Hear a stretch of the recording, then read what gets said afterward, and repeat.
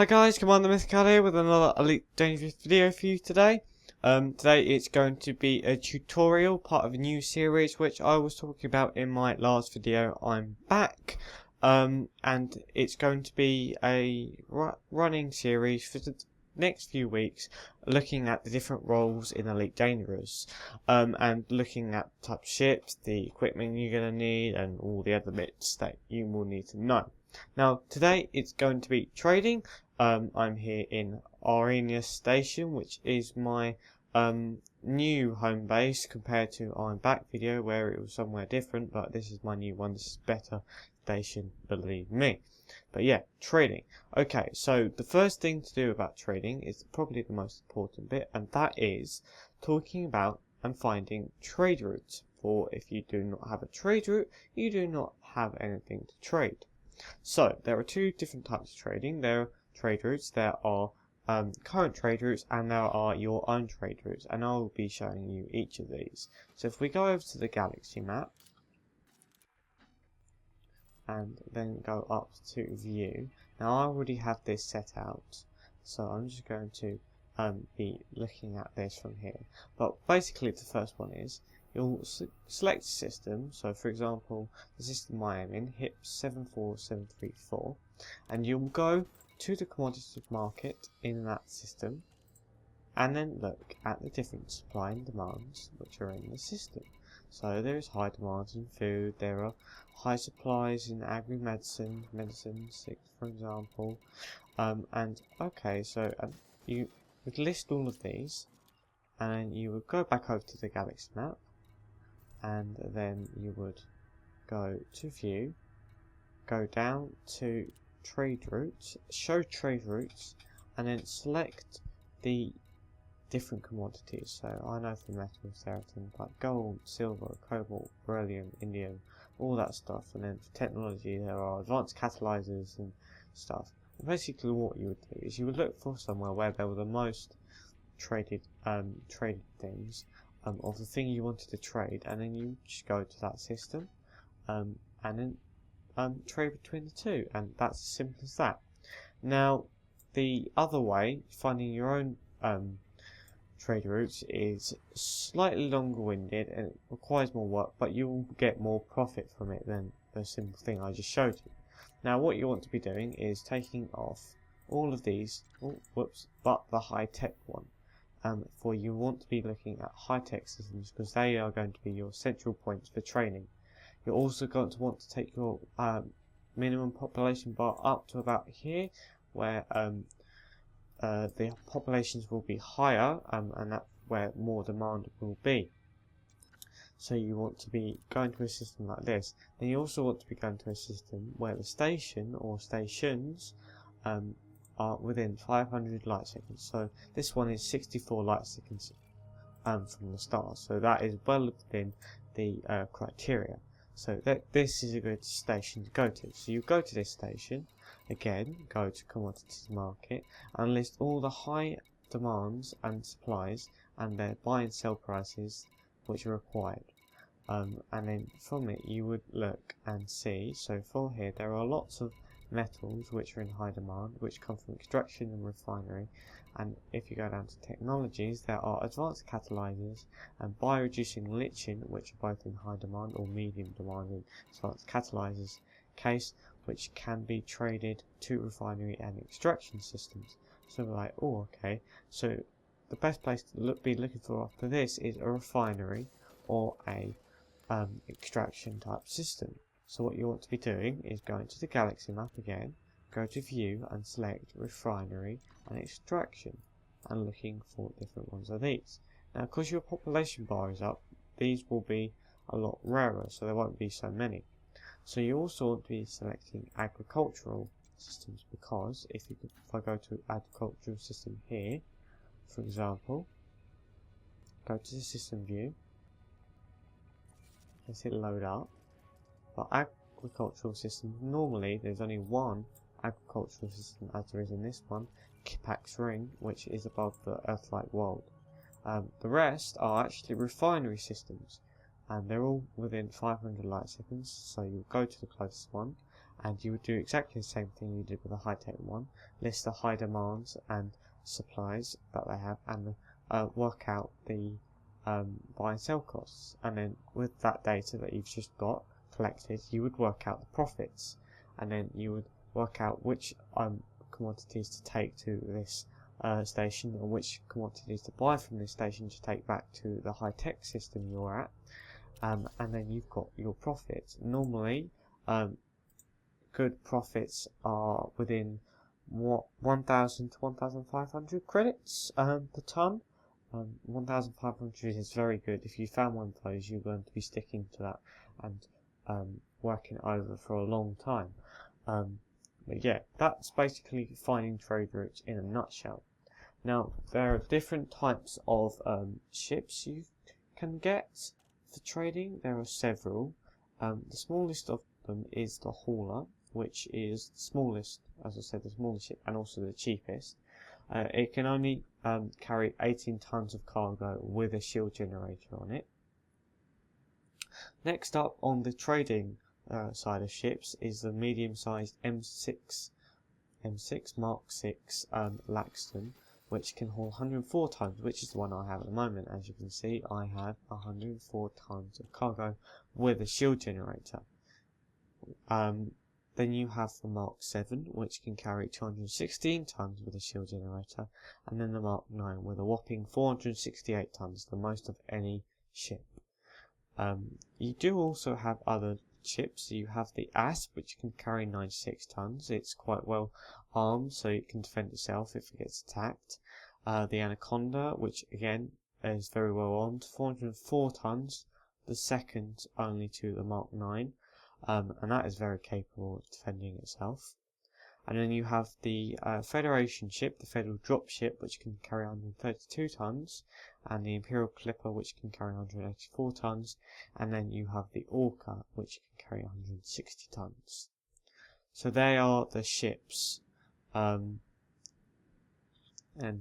they are the ships that you will be using for trading. So what equipment should you put on your trading vessel? Well, if we go to outfitting, I can tell you.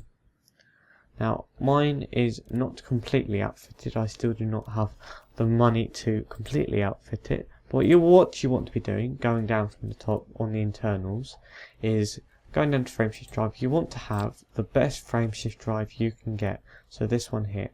So I could get this one here at the moment, but I would not have enough money to buy trading commodities, so I'm not going to do that. But you want to get the best one here. So at the moment for the Mark 6, that is a 29 unladen light year jump range with a 19, which is not bad because most jump routes are within 20. So if you made sure that you were light enough, say with the different D-class thrusters and etc., then you would be able to do that.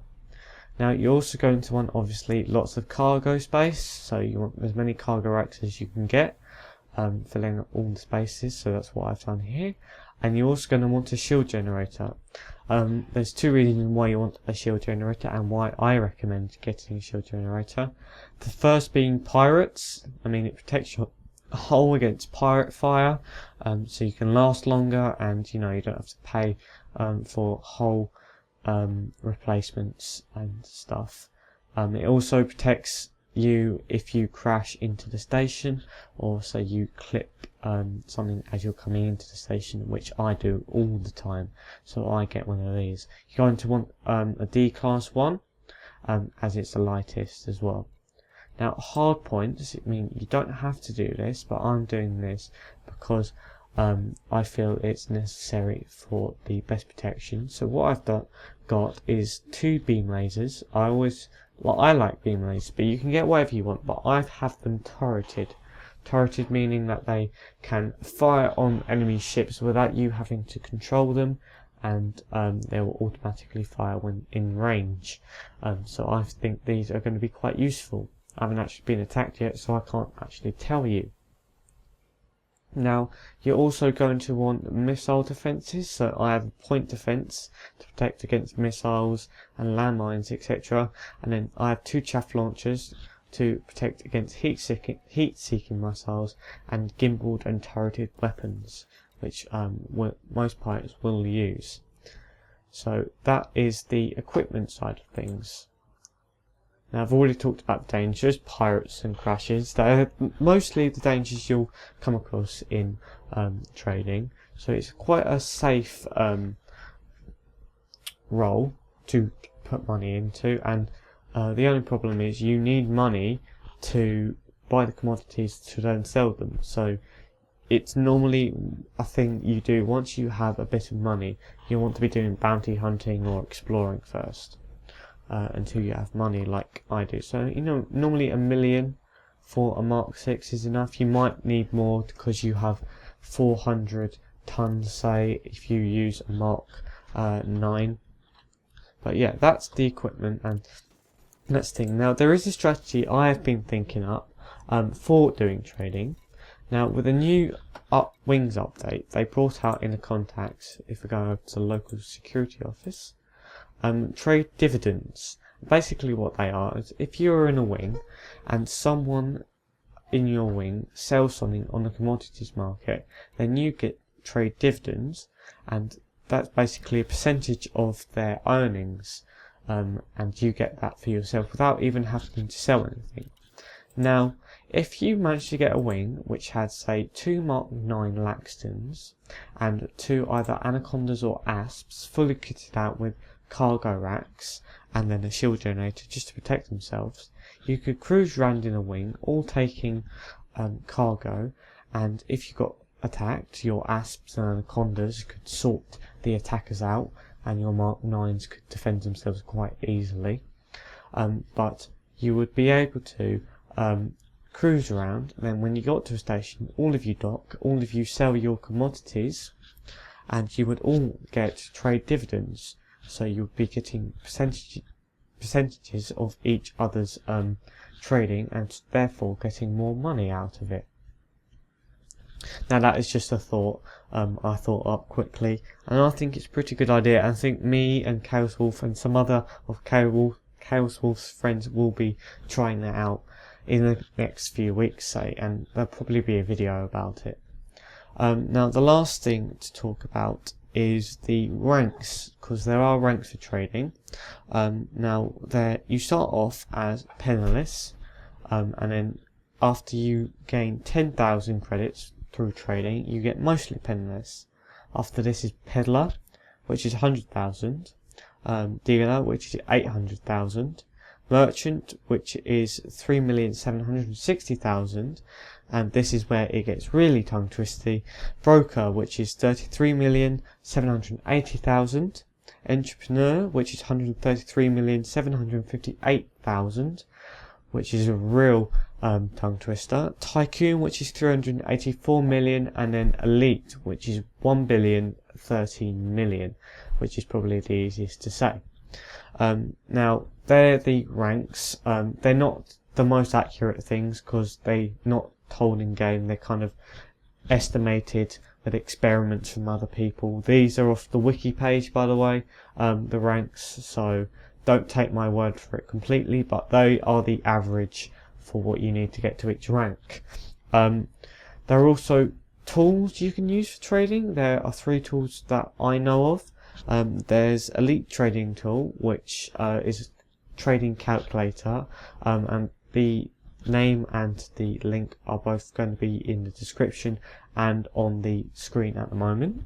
There's the Slopey's BPC Market Tool, which will be the same in the description and on the screen at the moment.